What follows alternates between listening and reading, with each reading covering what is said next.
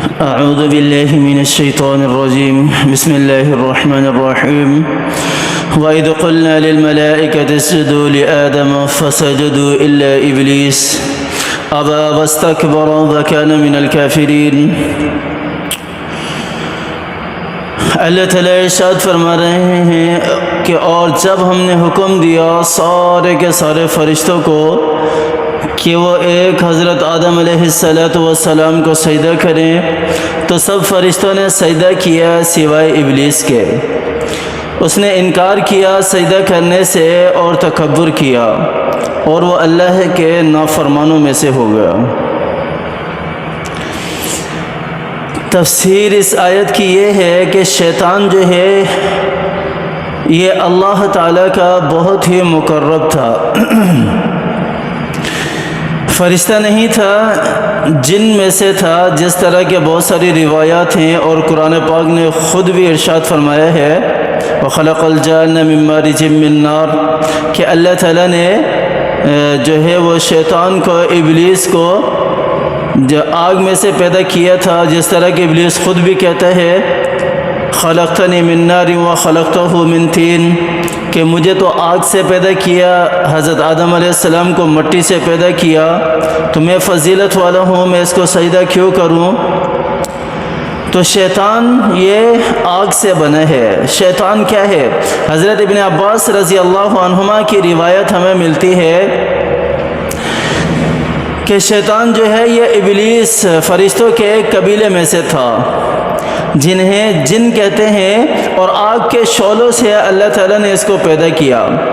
ایک روایت میں اس کا نام حارث ملتا ہے، اور ایک روایت وہ بھی ابن عباس رضی اللہ عنہما سے ہی مروی ہے، جس میں شیطان کا نام جو ہے وہ عزازیل ملتا ہے۔ اس قبیلے کے سوا اور فرشتے سب کے سب نوری تھے، اگر اس کو فرشتوں کی جماعت لی جائے۔ قرآن نے بھی ان جنوں کی پیدائش کا بیان کیا ہے اور فرمایا ہے کہ من مارج من نار کہ آگ کے شعلے کی جو تیزی سے بلند ہوتی ہے اسے مارج کہتے ہیں، جس سے جن پیدا کیے گئے، اور انسان مٹی سے پیدا کیا گیا تھا۔ زمین میں پہلے جن بستے تھے، پوری کائنات کے اوپر جنات کی بادشاہت تھی، جن ہی جن تھے، لیکن ان جنات کے اندر خون ریزی ہوئی، فساد پیدا ہوا، تو اللہ تعالیٰ نے فرشتوں کی، انسان کو، ابلیس کو سردار بنا کر فرشتوں کی جماعت کو بھیجا۔ تو انہوں نے آ کر جتنے بھی سرکش جنات تھے، فساد پھیلانے والے، خون ریزی کرنے والے، انہیں مار مار کر یا تو سمندر کے اندر جزیروں میں بھگا دیا یا انہیں ختم کر دیا۔ تو اس بات پر جو ہے وہ ابلیس کے اندر تکبر پیدا ہوا کہ دیکھو میں نے وہ کام کر دیا جو فرشتے نہیں کر سکتے تھے، میں نے بہت بڑا کام کر دیا۔ تو اللہ تعالیٰ کو یہ بات ناپسند آئی، تو اللہ تعالیٰ نے حضرت آدم علیہ السلام کو پیدا کیا، اور حضرت آدم علیہ السلام کے پتلے کے لیے زمین کے مختلف حصوں سے مٹی منگوائی گئی۔ تو 7 دن کے اندر اللہ تعالیٰ نے حضرت آدم علیہ السلام کے پتلے کو پیدا کیا، اور 40 دن تک وہ پتلا ایسے ہی تھا، وہاں پر اللہ تعالیٰ نے اس میں روح نہیں پھونکی تھی۔ تو شیطان آتا تھا، شیطان اس کے منہ کے راستے سے داخل ہوتا تھا اور پیچھے کے راستے سے نکل جاتا تھا، اور لات مار کر حضرت آدم علیہ السلام کو کہتا تھا کہ یہ کچھ بھی نہیں ہے، یہ ایسے ہی بیکار ہے، فضول ہے، اگر یہ مجھ پر مسلط کیا گیا تو میں اس کو کہیں کا نہیں چھوڑوں گا، اور اگر میں اس پر مسلط ہو گیا تو میں اس پر حاوی ہو جاؤں گا۔ یہ شیطان کے الفاظ تھے، اور پورے 40 دن تک اس نے اسی طرح کیا۔ اور پھر جب اللہ تعالیٰ نے حضرت آدم علیہ السلام کے اندر روح کو پھونکنا شروع کیا، تو سر سے پھونکنا روح کو شروع کیا، اور جیسے ہی ناف تک روح پہنچی تو حضرت آدم علیہ السلام نے جلدی سے اٹھنا چاہا لیکن اٹھ نہ سکے، کیونکہ روح ابھی تک پورے جسم کے اندر نہیں پہنچی تھی۔ اسی کو اللہ تعالیٰ نے قرآن پاک کے اندر ارشاد فرمایا ہے وَكَانَ الْإِنسَانُ عَجُولًا کہ انسان جو ہے، بنی اسرائیل کی آیت ہے، بہت جلد باز ہے۔ جب اللہ تعالیٰ نے حضرت آدم علیہ السلام کی جسم کے اندر پوری کو روح کو پھونک دیا تو حضرت آدم علیہ السلام کو چھینک آئی.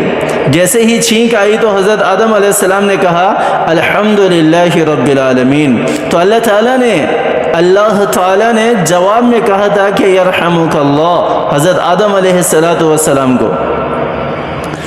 اور اس کے بعد پھر اللہ تعالیٰ نے فرشتوں کو حکم دیا وَإِذْ قُلْنَا لِلْمَلَائِكَةِ اسْجُدُوا لِآدَمَ. فرشتوں کو حکم دیا اللہ تعالیٰ نے کہ حضرت آدم علیہ السلام کو سجدہ کرو. تو اس وقت پھر جب فرشتوں کو حکم دیا گیا تو سارے کے سارے فرشتوں نے جو ہے وہ سجدہ کیا سوائے ابلیس کے، شیطان کے، عزازیل کے، کیونکہ وہ اس کا غرور اور تکبر جو ہے وہ ظاہر ہو چکا تھا. جس طرح کہ اللہ تعالیٰ نے پچھلی آیات کے اندر ارشاد فرمایا تھا کہ میں جانتا ہوں جو کچھ تم نہیں جانتے. قال سبحانك لا علم قال الم اقل لكم اني اعلم غیب السماوات والارض. ان آیات کے اندر اللہ تعالیٰ نے ارشاد فرمایا ہے کہ سارا کا سارا علم مجھے ہی ہے، اللہ تعالیٰ ہی کو ہے. اور اللہ تعالیٰ شیطان کے تکبر اور غرور سے واقف ہو چکے تھے اور اس کے اس تکبر اور غرور کو ظاہر کرنا تھا اور اسے رسوا کرنا تھا، جس کے لیے اللہ تعالیٰ نے تمام فرشتوں کو کہا کہ حضرت آدم علیہ السلام کو سجدہ کریں. تو سارے فرشتوں نے سجدہ کیا سوائے ابلیس کے، سوائے عزازیل کے، شیطان کے، اس نے سجدہ نہیں کیا. اور کہنے لگا کہ میں تو آگ سے بنا ہوں اور آگ مٹی سے بہتر ہے، آگ مٹی کو سجدہ نہیں کر سکتی، اس لیے میں اسے سجدہ نہیں کروں گا. اور اللہ تعالیٰ نے حضرت آدم علیہ السلام کی فضیلت کو بتانا تھا اور اس فضیلت کو ظاہر کرنا تھا. جو خلافت والی فضیلت اللہ تعالیٰ نے پیچھے بیان کی ہے کہ اللہ تعالیٰ نے حضرت آدم علیہ السلام کو اپنا نائب، اپنا خلیفہ بنایا ہے، تو وہ فضیلت بھی اسی طرح حضرت آدم علیہ السلام کی ظاہر ہوگی اور ابن آدم کی بھی ظاہر ہوگی. تو حضرت آدم علیہ السلام کو اللہ تعالیٰ نے ساری کی ساری چیزوں کے نام سکھائے. جتنی بھی چیزیں تھے، درخت ہیں، پانی ہے، اناج ہے، غلہ ہے، ان ساری کے ساری چیزوں کے اللہ تعالیٰ نے حضرت آدم علیہ السلام کو نام سکھائے. اور حضرت آدم علیہ السلام کو نام سکھانے کے بعد پھر اللہ تعالیٰ نے کہا کہ اگر تم سچے ہو، ان شیطان کے گروپ سے کہا کہ اگر تم سچے ہو تو یہ نام مجھے بتاؤ. تو انہوں نے کہا کہ یا رب، اے ہمارے پروردگار، تو بہتر جانتا ہے، تیرے پاس ہی غیب کا علم ہے. اور سارے کے سارے سجدہ ریز ہو گئے سوائے شیطان کے. یہاں پر جب حضرت آدم علیہ السلام کو بنایا گیا تھا تو جب حضرت آدم علیہ السلام کے اندر روح نہیں پھونکی تھی، ایک اور روایت ملتی ہے کہ فرشتے جو تھے جتنے بھی، وہ حضرت آدم علیہ السلام کو حیرت انگیز نگاہوں سے دیکھ رہے تھے کہ اللہ تعالیٰ نے یہ کیا مخلوق بنائی ہے. تو اسی دوران شیطان بھاگتا ہوا آتا ہے، کہہ لگاتا ہوا، مسکراتا ہوا. تو سارے فرشتے جو ہیں وہ شیطان کی طرف متوجہ ہوتے ہیں اور شیطان کو کہتے ہیں کہ آپ اس طرح کیوں ہنس رہے ہیں، آپ اس طرح کیوں کہہ لگا رہے ہیں، آخر آپ نے کیا دیکھا ہے. تو وہ شیطان ان فرشتوں سے کہتا ہے کہ اللہ نے یہ جو مخلوق بنائی ہے، یہ مخلوق کسی کام کی نہیں ہے، یہ کھوکھلی ہے، بستی ہے، اس کے اندر کچھ بھی نہیں ہے، اس کے اندر کچھ بھی نہیں ہے. تو وہ ہنستا مسکراتا ہوا حضرت آدم علیہ السلام کے جسد خاکی کے اندر جو ہے وہ چلا جاتا ہے، حضرت آدم علیہ السلام کے جسم کے اندر داخل ہو جاتا ہے منہ کے راستے سے، اور پورے جسم کا معائنہ کرتا ہے ہر چیز کا. اور جب وہ باہر نکلتا ہے تو افسردہ نظر آتا ہے، افسردہ دکھائی دیا جاتا ہے. تو وہی فرشتے جو اسے دیکھ رہے تھے کہ یہ کہہ لگا رہا ہے اور ابھی یہ افسردہ نظر آ رہا ہے، تو وہ دوبارہ سوال کرتے ہیں شیطان سے. سردار تھا اس وقت کہ سردار، آپ جب داخل ہوئے تو آپ ہنس رہے تھے، مسکرا رہے تھے، اب جب آپ کو باہر نکلے ہیں دوبارہ تو آپ غمزدہ نظر آ رہے ہیں، کیا وجہ ہے؟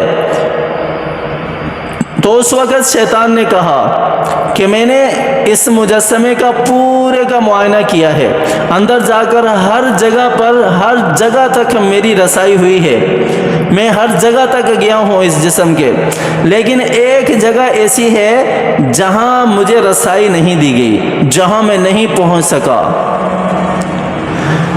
تو فرشتوں نے کہا کہ سردار وہ کون سی جگہ ہے؟ فرمایا کہ وہ دل ہے، انسان کا دل ہے، حضرت آدم علیہ السلام کا دل ہے، جہاں تک مجھے رسائی نہیں ملی، باقی ساری کی ساری جگہ میں نے دیکھ لی، کسی کام کی نہیں ہے۔ اس کی جو بھی عظمت، اس کی جو بھی فضیلت ہے، اس کا دار و مدار سارا کا سارا دل ہے۔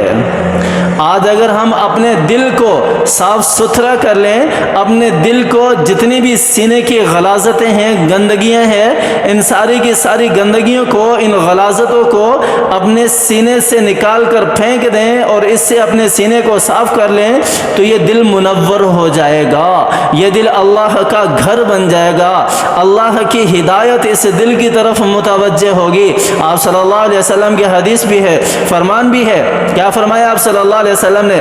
فی جسد المرء بضعۃ اذا صلحت صلح الجسد کلہ واذا فسدت فسد الجسد کلہ، کہ انسان کے جسم کے اندر ایک خون کا لوتھڑا ہے، الا وہی القلب کے لفظ آخر میں، کہ جسم کا خون کا لوتھڑا ہے جسم کے اندر، اگر وہ صحیح ہو جائے تو انسان کا پورا جسم صحیح ہو جاتا ہے، اگر وہ خراب ہو جائے تو انسان کا پورا جسم جو ہے وہ خراب ہو جاتا ہے۔ الا وہی القلب، خبردار وہ دل ہے، وہ دل ہے، وہ دل ہے۔ تو اس دل سے چاہے وہ گندگی میرے سگے بھائی، حقیقی بھائی کے لیے ہو، اپنے رشتہ داروں کے لیے ہو، یا بزنس میں جو پارٹنر ہیں ان کے لیے ہو، یا اور کسی کے لیے ہو، سب کے لیے اپنے دل کو صاف ستھرا رکھیں، سب کے لیے اپنے دل کو صاف ستھرا رکھیں۔ جس طرح اللہ تعالیٰ نے ہمیں اشرف المخلوق بنایا ہے نا، تو اشرف المخلوق ہی بن کر رہیں، اللہ تعالیٰ کی لعنت کے مستحق نہ ہو۔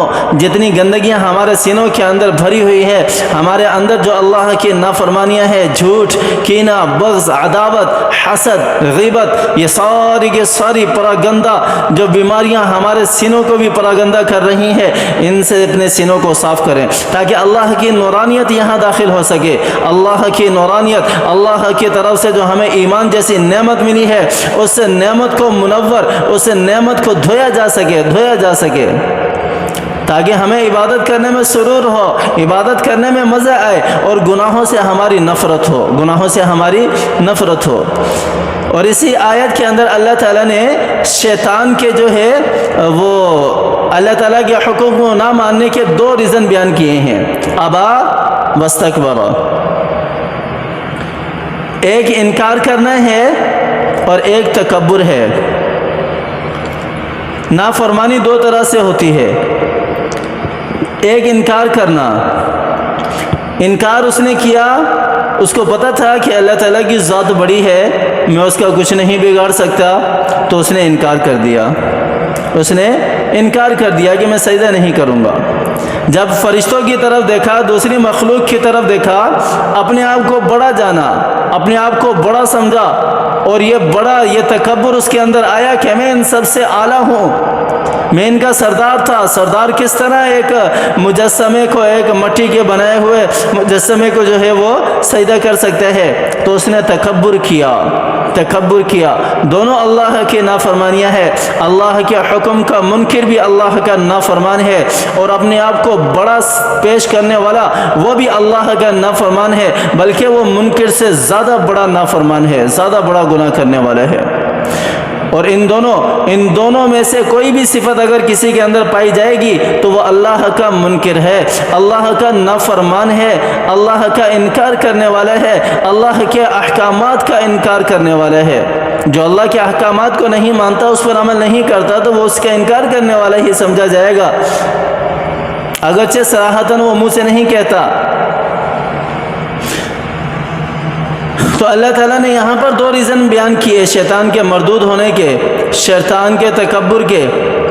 اور شیطان کے انکار کرنے کے، اور اللہ تعالیٰ نے اسے کافروں میں سے، نافرمانوں میں سے بنا دیا. تو اللہ تعالیٰ ہمیں سمجھ عطا فرمائے. اللہ تعالیٰ نے حضرت آدم علیہ السلام کو پیدا کیا، اشرف المخلوق بنایا، اور یہی شرف اللہ تعالیٰ نے ہمارے لیے بھی رکھا ہے. اگر ہم اللہ کی بات کو مان کر چلیں گے، اللہ کے احکامات کو مان کر چلیں گے، اللہ تعالیٰ مجھے بھی اور آپ کو بھی اپنی فرما برداری کرنے کی توفیق عطا فرمائے، اور اپنی مرضی کے مطابق زندگی بسر کرنے کی توفیق عطا فرمائے، اور ساری کی ساری بیماریوں سے اللہ تعالیٰ ہماری حفاظت فرمائے، میری بھی حفاظت فرمائے، میرے بیوی بچوں کی بھی حفاظت فرمائے، میرے رشتہ داروں عزیز و اقارب کی بھی حفاظت فرمائے. اللہ تعالیٰ آپ لوگوں کی بھی تمام بیماریوں سے حفاظت فرمائے، عافیت والی زندگی عطا فرمائے. آمین ثم آمین. وآخر دعوانا ان الحمد للہ رب العالمین.